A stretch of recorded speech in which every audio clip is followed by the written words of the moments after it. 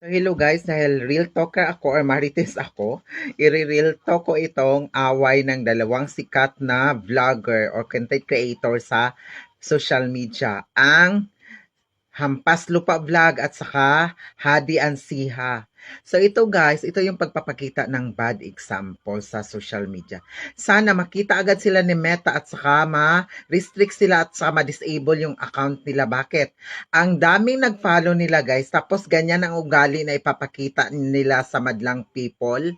So ano na lang, naging bad example sila guys. At saka influencer sila, naka-influence, meaning maraming manggaya sa kanila. Maraming ganyan din ang magiging ugali sa mundo kasi sila yung nag-i-influence, million of views, ang daming followers, tapos ganyan sila.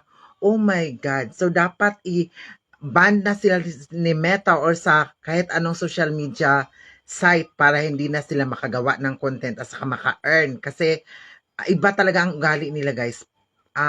Based sa aking mga nakita sa kanilang palitan at patuhan ng kanilang mga words, grabe talaga. Nagapersonala na sila guys.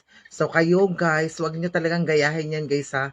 Kasi kahit sikat sila guys, hindi kahit influencer sila guys, wag kayong magpa-influensya sa kanilang negative na attitudes. So yun guys, mag-react na naman ako. So meron naman i-react na trending post. So ito yung post ni, sino ba ito? Rindon Labrador, ni Mr. Labad. So ayan.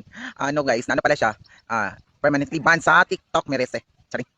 So ayan, so ayos siguro ng TikTok ng mga labad, kagaya ng mga bitter person. Kaya tayo guys, magpakabait tayo sa social media para hindi tayo i-report ng mga followers natin. At kung maraming magre-report at kung ang dami-dami na talaga mag-report, at yan ang mangyayari, ayan. So siguro, ano na siya, restrict na siya ng ilang araw sa Facebook kasi hindi naman siya nakapag-post at saka nakapag-react sa mga kung anong ginagawa ng mga sikat. Kasi ang reactions niya is very bitter talaga. So nakikialam na siya at saka pinipersonal na niya yung mga sikat kagaya ni Vice Ganda. So si Vice Ganda pa kanyang aawayan ang daming followers. So magtulong-tulungan yun para report ang account niya. Kaya nangyari is, yan, nawala na siya sa TikTok. So good for you. So yan lang guys. So tayo guys, wag natin siyang gayahin. Yang si Labrador, bakla pala siya guys. So, bakla din pala siya. Hello guys, so I'm your real talker. So ngayon ang real talk ko naman guys is itong si Poraloca Vega na nagpalabas na ng kanyang statement after the controversy last month na about sa ama namin na ginawa niyang wild version at saka yung sa pagkain ng stiyas at saka about sa itsura ng Panginoon na ginaya niya guys. So ito yung statement niya. Tell me exactly what I did wrong. I'm open for a dialogue and yet cities have been declaring persona non grata without even knowing me or understanding the intent of the performance. Drag is art. You judge me yet you don't even know me. So, ang sabi niya dito is gusto niya sana makipag-dialogue pero dineclare pa rin siya na persona non grata sa mga cities na hindi naman nakakaalam. So, art lang pala yun para sa kanya guys, ang paglapastangan niya sa banal na pagkain at sa kapag gawa niyang wild version yung ama namin. That is an art. So, naipalabas na yung video, sabi niya drag, yung show pala ang sisihin kasi show lang daw yon, drag is art. So, dapat inisip niya muna ng ilang beses na katanggap-tanggap ba yun, na hindi ba siya mabash, hindi ba siya ma-persona non grata, na hindi pa siya nakalabag sa pananampalataya yung ginawa niyang video bago niya pinost sa social media. So yun lang, Pora Loca Vega, isang malaking pagkakamali. So hello guys, mag-react ako kasi marites ako, mag-react ako sa trending issue ngayon. Ito yung murder case kay Adrian na model ng Cagayan de Oro. So nahalungkat yung issue guys dahil sa mga marites. So may pakinabang pala yung pagiging marites kasi sila yung nakapagbigay ng lead kung sino yung suspect. So crime of passion daw kasi may third party, kaya napauso ngayon ang pastor kasi pastor daw ang may sala, which is hindi pa naman natin judge ang pastor kasi hindi naman na nadaan sa due process, malay mo dahil sa mga marites lang yan, di ba?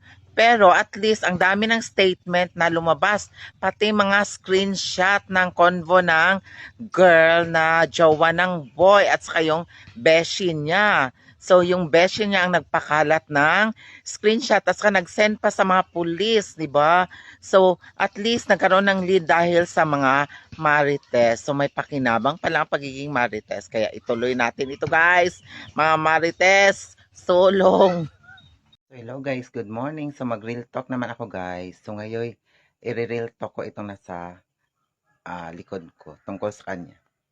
So, tayong lahat guys ay tatanda, di ba?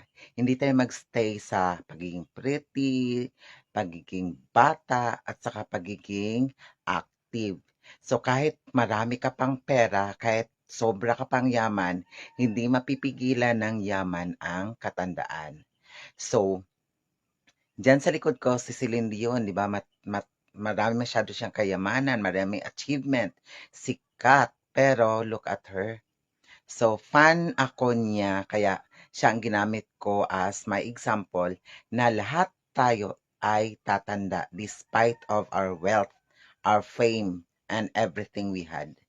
So, ang gagawin natin guys is while young, dapat ipakita natin ang pagiging tao at saka pagiging matulungin sa kapwa at saka pagiging mabait also sa kapwa para lahat ng mga kwento tungkol sa atin while tayo ay active pa is puro positive kasi lahat tayo ay lilipas, ang maiiwan ay kwento na lang, di ba?